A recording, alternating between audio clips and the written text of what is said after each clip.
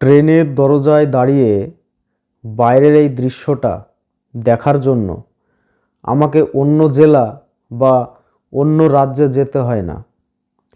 আমার নিজের জেলা নদিয়াতেই রেলের চাকা ঘোরে।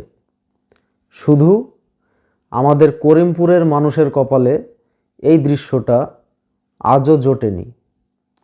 আপনারা জানেন কি, এই দাবিটা কিন্তু আজকের নয়, স্বাধীনতার আগে থেকেই আমাদের এলাকার মানুষ এই রেল লাইনের স্বপ্ন দেখে আসছেন। একের পর এক প্রজন্ম চলে গেল, সময় বদলে গেল, কিন্তু করিমপুরবাসীর এই দীর্ঘ অপেক্ষার অবসান আজও হলো না। 2026 সালের বর্তমান আপডেট এবং সরকারি তথ্য হলো 2024-এর সেপ্টেম্বর মাসে যে ডিপিআর জমা পড়েছিল তার ভিত্তিতে রেলওয়ে বোর্ড এই 82 কিলোমিটারের প্রকল্পটি আপাতত স্থগিত বা সেলফড করে রেখেছে। কারণ হিসেবে দেখানো হয়েছে যে এই প্রকল্পে বিনিয়োগ করলে রেলের লাভ হওয়ার সম্ভাবনা কম।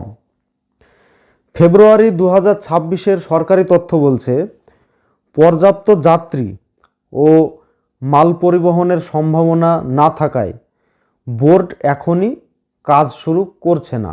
কিন্তু আমার প্রশ্ন, করিমপুরের মতো একটা জনবহুল এলাকার লক্ষ লক্ষ মানুষের যাতায়াতের এই জরুরি প্রয়োজন কি কেবল রেলের লাভ ক্ষতির হিসেব দিয়ে মাপা ঠিক? আমি জানি আমার মতো আপনারাও বছরের পর বছর এই রেল লাইনের অপেক্ষায় আছেন, কিন্তু এই তথ্যগুলো আমাদের সামনে এক কঠিন বাস্তবতা তুলে ধরেছে। আপনারা কি মনে করেন না যে আমাদের এই বহু বছরের দাবি আর কেবল ফাইলবন্দি থাকা উচিত নয়?